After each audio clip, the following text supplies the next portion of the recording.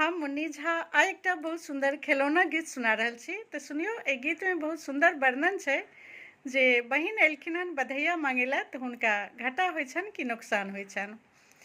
भैया के घड़ी में बेटा जन्म लेल बधैया मांग एलौं हे लाली। भैया के घड़ी में बेटा जन्म लेल बधैया मांग एलौं हे लाली। सोना खराम चरी भैया एला की मोरी बहिनी लेला हो लाली की मोरी बहिनी अनला हो लाल।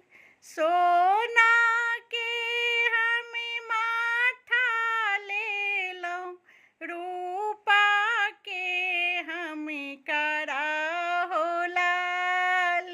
रूपा के हम करा हो लाल, रेशम के हम कपड़ा अनिलौं।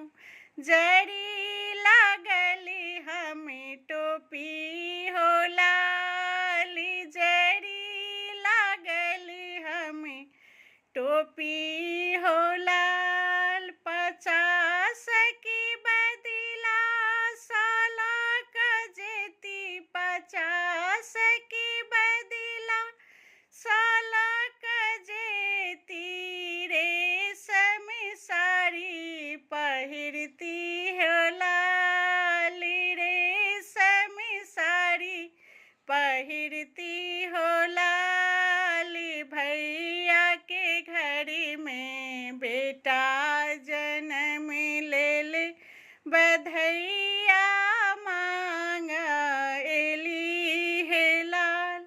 भनिसा घड़ी सा भौजी एलनी, भनिसा घड़ी सा भौजी एलनी। खादी के साड़ी पहिरेलनी हो लाली, खादी के साड़ी पहिरेलनी हो लाली। सके बदला 50 लक जाइ छथि, मूड़ो में हानि भेलै हो लाली। सके बदला 50 लक जाइ छथि, मूड़ो में हानि भेलै हो लाली। भैया के घड़ी में बेटा जन्म लेल बधैया